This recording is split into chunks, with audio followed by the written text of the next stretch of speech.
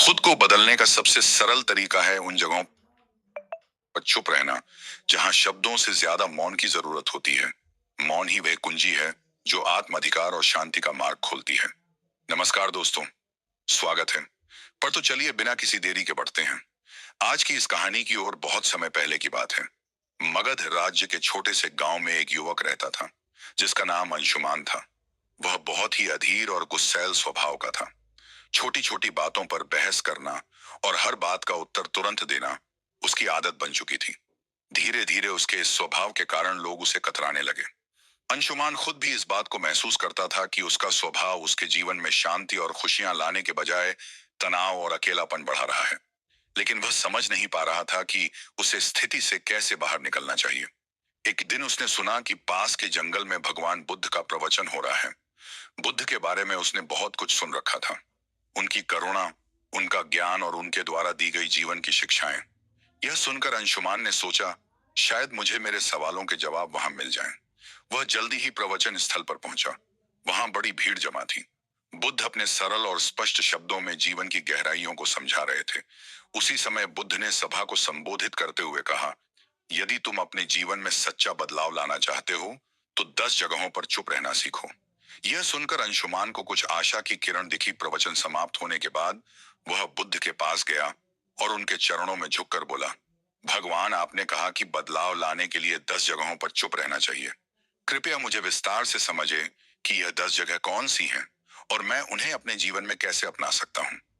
बुद्ध मुस्कुराए और बोले, यह जानने के लिए तुम्हें धैर्य, अनुशासन और आत्मनिरीक्षण की आवश्यकता होगी।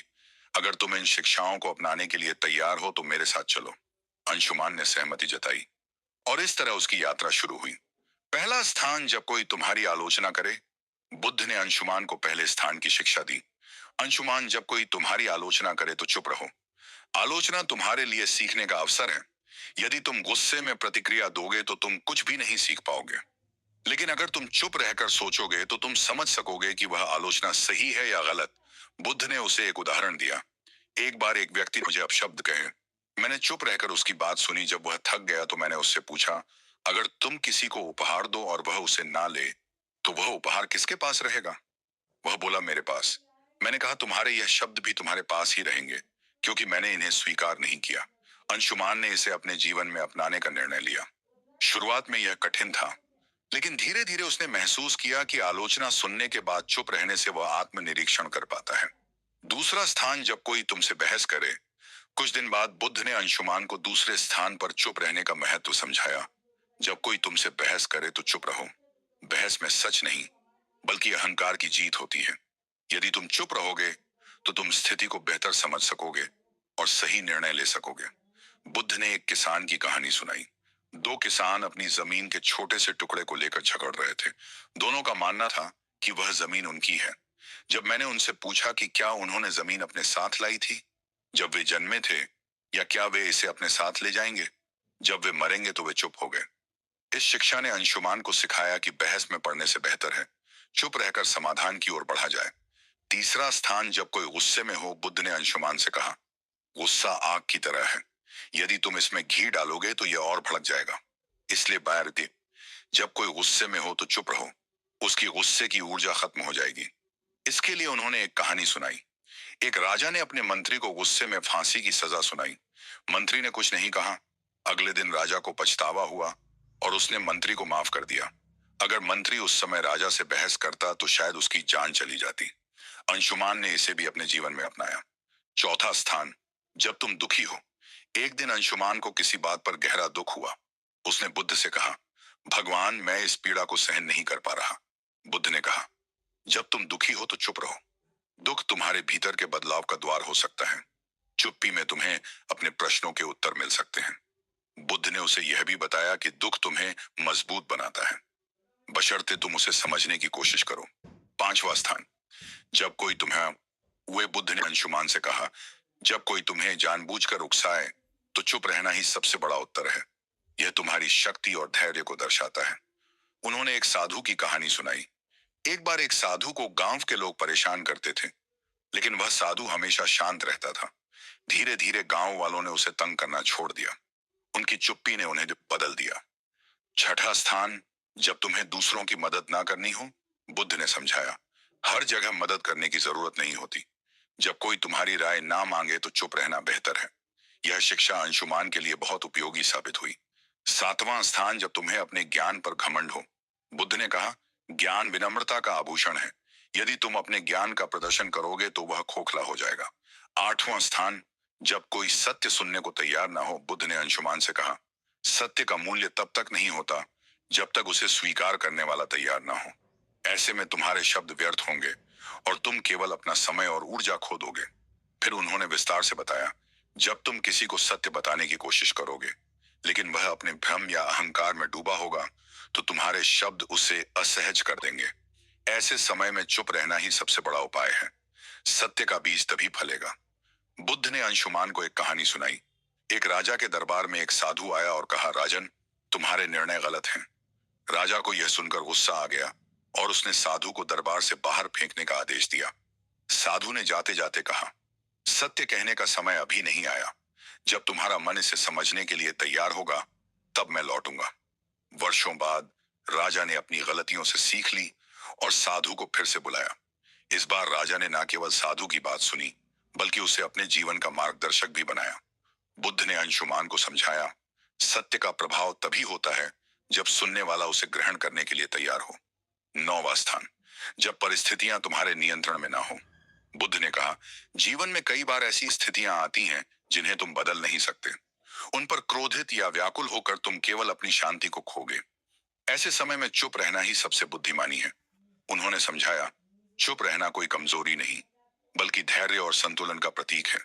जब परिस्थिति तुम्हारे बस में नहीं हो तो उसे स्वीकार करो और शांत रहो। यही मानसिक शक्ति का आधार है। बुद्ध ने एक घटना का जिक्र किया।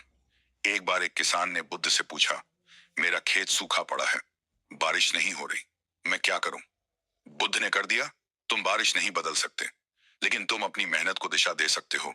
चुप रहो और अपने खेत के लिए वैकल्पिक उपाय खोजो। शांति से सोचो और समाधान खुद आ जाएगा।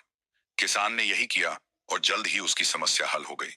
बुद्ध ने कहा, जब परिस्थितियां तुम्हारे नियंत्रण में ना हो तो चुप रहकर धैर्य और समाधान की दिशा में काम करना ही तुम्हारी सबसे बड़ी ताकत है। 10वां स्थान, जब तुम्हारा दिल भर जाए। बुद्ध ने अंशुमान से कहा, जब तुम्हारा हृदय कृतज्ञता, प्रेम और शांति से भर जाए तो इसे शब्दों की आवश्यकता नहीं होती। ऐसी स्थिति में चुप्पी स्वयं एक भाषा बन जाती है। यह तुम्हारे भीतर की सबसे बड़ी खुशी है। उन्होंने इसे और स्पष्ट करते हुए कहा, कृतज्ञता का सबसे शुद्ध रूप मौन में प्रकट होता है। जब तुम अपने जीवन में आनंदित महसूस करो तो इसे बाहरी अभिव्यक्ति की आवश्यकता नहीं होती। यह चुप्पी तुम्हारी आत्मा की खुशी का प्रतीक होती है। एक प्रेरणादायक कथा। बुद्ध ने अंशुमान को एक छोटी कहानी सुनाई। एक बार एक शिष्य को उसके गुरु ने आत्मज्ञान का अनुभव कराया। शिष्य का हृदय कृतज्ञता से भर गया। उसने गुरु से कहा, मैं आपको धन्यवाद देना चाहता हूं लेकिन शब्द पर्याप्त नहीं लगते। गुरु मुस्कुराए और बोले, तुम्हारी चुप्पी ही मेरे लिए सबसे बड़ा धन्यवाद है, इसे बनाए रख। बुद्ध ने समझाया, जब दिल भर जाए तो शब्दों की आवश्यकता नहीं होती। मौन तुम्हारी सबसे बड़ी अभिव्यक्ति है।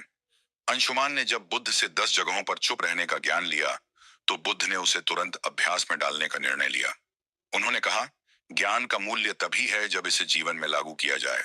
मैं तुम्हें कुछ परीक्षाओं से गुजरने का अवसर दूंगा।